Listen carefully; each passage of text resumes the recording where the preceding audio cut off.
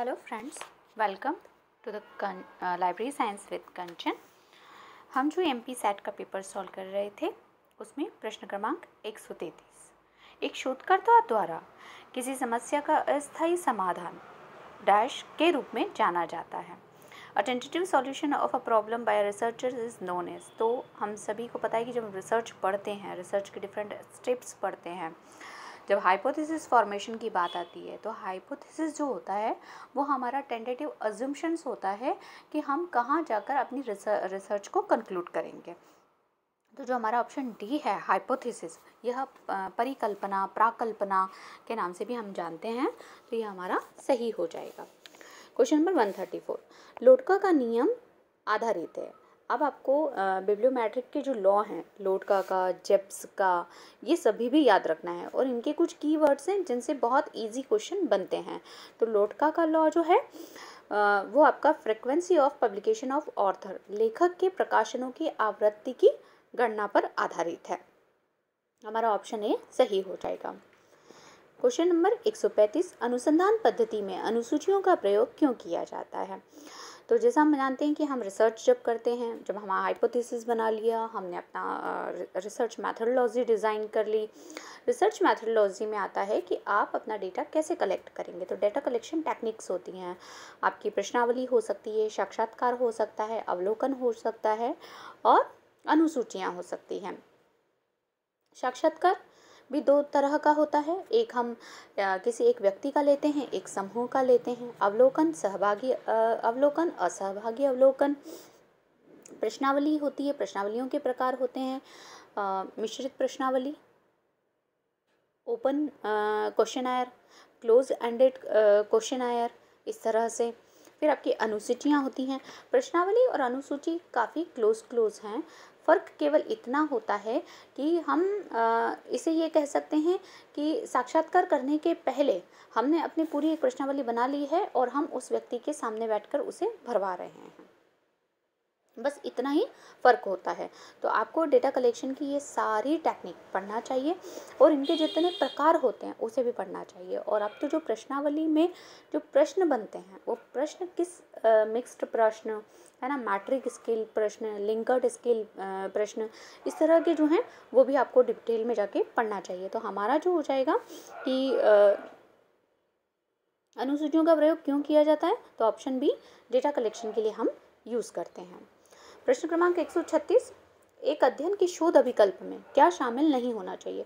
जब हम research design करते हैं, अपना एक रिसर्च डिज़ाइन पेश बनाते हैं कि हमें इस तरह से पूरी अपनी रिसर्च को कंक्लूड करना है, पूरा हम स्टेप बाय स्टेप इस तरह से जाएंगे। तो हम उसमें हाइपोथेसिस बनाते हैं, मैथडोलॉजी बनाते हैं, अपने स्कोप बताते हैं, ऑब्जेक्टिव्स बताते हैं, एरिया ऑफ स्टडी डिफाइन करते हैं, लेकिन उसमें फाइंडिंग्स नहीं होती हैं, क्योंकि रिसर्च डिज़ाइन इनिशियल स्टेज हो गई और फाइंडिंग्स लास्ट स्टेज होती है। फाइंडिंग्स हम जब हम डेटा कलेक्ट कर लेते हैं, हम डेटा का एनालिसिस कर लेते हैं, उनका प्रेजेंटेशन हो जाता है, उनका इंटरप्रिटेशन होता है, तब जाके हम फाइंडिंग्स पे पहुंचते हैं कि हाँ, हमारी रिसर्च का ये रिजल्ट आया। तो finding is not a part of research design. Question number 137, Delphi technique क्या है। तो डेल्फी टेक्निक जो है ये आपकी एक रिसर्च की मेथड है। ये सारे प्रश्न आपकी यूनिट 9 रिसर्च मैथडोलॉजी से आए हुए हैं और सीक्वेंस में रिसर्च के क्वेश्चन दे रखे हैं। तो डेल्फी टेक्निक जो है ऑप्शन सी अनुसंधान की एक पद्धति है। बिब्लियोमेट्रिक टर्म पहली बार किसने प्रयोग किया था। बिब्लियोमेट्रिक ग्रंथमितीय शब्द का प्रयोग सर्वप्रथम किसके द्वारा किया गया था। तो ये मैंने अभी आपको कहा, बिब्लियोमेट्रिक, लिब्रोमेट्रिक, वेबोमेट्रिक, साइंटोमेट्रिक, आपको ये अल्टोमेट्रिक, आपको ये सब याद करना है कि कब दिए, किन व्यक्तियों ने दिए, किस वर्ष में दिए। कई बार इन्हें क्रोनोलॉजिकली अरेंज करने के लिए आ जाता है। तो आप जब जानेंगे कि ये किस किस वर्ष में आई हैं, तभी आप इनका सीक्वेंस अरेंज कर पाएंगे। तो एलन कैंट ने 1969 में पहली बार इस टर्म को यूज़ किया था। क्वेश्चन नंबर 139, पीएचडी कैसे प्राप्त करें। अब एक आध तो किताब आपसे पूछी ही जाती है, काफ़ी यूनिक बुक पूछी है, the author of the book how to get a PhD. तो जो हमारे E.M. फिलिप्स हैं, इन्होंने ये किताब लिखी है। क्वेश्चन नंबर 140, वैज्ञानिक विधि की चक्रीय प्रक्रिया निम्न में से क्या महत्व प्रदान करती है। अब डॉक्टर S.R. रंगनाथन ने हमें स्पाइरल ऑफ साइंटिफिक मेथड दिया था, है ना, हमें पता ही है। अब जो है हम साइंटिफिक मेथड, अगर आपको ये पता है कि स्पायरल ऑफ साइंटिफिक मेथड है, और अगर नहीं भी पता है तो आप अगर थोड़ा सा क्वेश्चन से ही इस तरह के प्रश्न की, जो एकदम नए बच्चे हैं, बीली वैमली अभी पास किए हैं, अपेयरिंग में हैं, वो पेपर जब दे रहे हैं, तो थोड़ा सा कि प्रश्न में जो पूछा है उससे रिलेटेड आंसर क्या जा रहा है। आपका फॉर्मुलेशन हाइपोथेसिस नहीं आएगा, फॉर्मुलेशन ऑफ सब्जेक्ट नहीं आएगा, फॉर्मुलेशन ऑफ नॉलेज नहीं आएगा, तो इसका उत्तर सीधे सीधे step and phase in scientific method, वैज्ञानिक विधि के विभिन्न चरण और अवस्थाएं हो जाएगा। तो हमारा उत्तर जो है वो ए है। दृष्टि बाधित उपयोगकर्ताओं को अभिगम्यता सेवाएं प्रदान करने के लिए पुस्तकालयों द्वारा उपयोग किया जाने वाला सबसे सामान्य प्रकार का सॉफ्टवेयर कौन सा है? अभी जो है जब से दिव्यांग वर्ड प्रयोग किया जाने लगा है, हैंडीकैप्ड, और इन चीज़ों को हर इंस्टीट्यूट में मैंडेटरी भी कर दिया गया है कि हमें उन लोगों के लिए कलेक्शन बिल्ड करना है। अगर हमारी लाइब्रेरी में सीढ़ियाँ हैं तो इस तरह के लोग कैसे आएंगे जाएंगे, हमें इन सभी लोगों के लिए एक फैसिलिटीज़ प्रोवाइड करवानी होती है। और चूँकि हम जब लाइब्रेरी की बात करते हैं तो लाइब्रेरी में लोग पढ़ने के लिए आते हैं, तो इस तरह के व्यक्ति जो दृष्टि से बाधित हैं वे किस प्रकार से पढ़ पाएंगे और हम इन लोगों को किस प्रकार से सेवा दे पाएंगे, उस पर बेस्ड ये क्वेश्चन पूछा गया है। तो हमारा जो जॉस और ड्रैगन नेचुरली स्पीकिंग है, ये जो दोनों सॉफ्टवेयर हैं, यह विज़न एम्पायर्ड व्यक्ति जो होते हैं, यूज़र्स हमारे होते हैं, उनके लिए प्रयोग किया जाता है।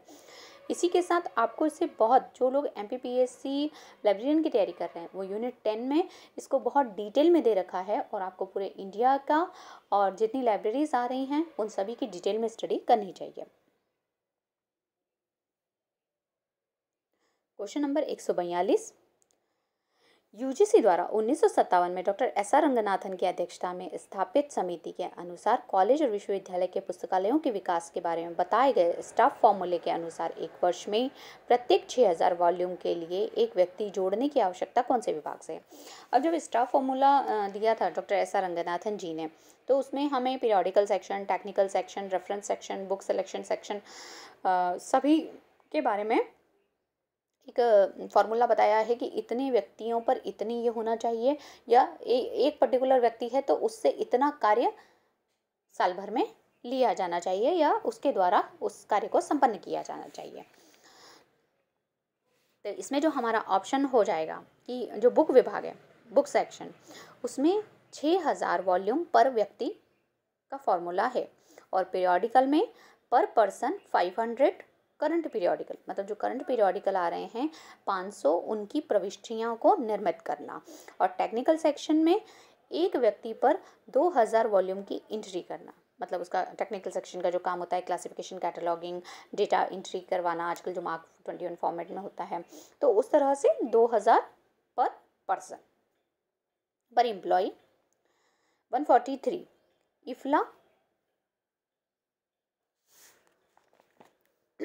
इफ्ला international federation of library association and institution के मानक के अनुसार कितनी जनसंख्या में एक सार्वजनिक पुस्तकालय होना चाहिए? अब इफ्ला ने एक गाइडलाइन जारी की है कि इतनी पॉपुलेशन पर एक पब्लिक लाइब्रेरी होना ही चाहिए, तो ये इसका सही उत्तर हो जाएगा 3000 सी। 3000 लोगों पर एक सार्वजनिक पुस्तकालय होने की गाइडलाइन इफ्ला ने जारी की है। Question number 144, Granthana Indian journal of library studies किसका प्रकाशन है? अब जो मैंने ये कहा कि इंडिया के जितने इंस्टीट्यूट हैं हमारे, RRLF, IS लेक, इनफ्लिबनेट, हमें इन सभी को बहुत अच्छे से पढ़ना चाहिए। तो जब हम RRLF की डिटेल स्टडी करेंगे, RRLF के पब्लिकेशन की बात करेंगे, तो जो ग्रंथाना है वो RRLF का पब्लिकेशन है, और RRLF की स्थापना 22 मई 1972 को हुई थी। इसका जो मुख्यालय है वो सॉल्ट लेक कोलकाता में है, और इसके 5 जोनल ऑफिस हैं, गुवाहाटी, कोलकाता, दिल्ली, मुंबई और चेन्नई। आपको वो जो जोनल ऑफिस हैं वो किन लाइब्रेरियों में हैं, या उनकी बिल्डिंग्स, या उनके कोई कलेक्शन, या उनके कोई अलग से सर्विसेज हैं, उसके बारे में भी पढ़ना चाहिए। इसके जो निदेशक हैं वर्तमान में डॉक्टर BV शर्मा हैं, और जो RRLF के चेयरमैन हैं वो श्री गंगापुरम कृष्णा रेड्डी सर हैं, जो कि मिनिस्ट्री ऑफ कल्चर के मिनिस्टर हैं। और ये जो प्रश्न है आपका ग्रंथाना वाला, ये UGC नेट 2009 में पूछा गया था।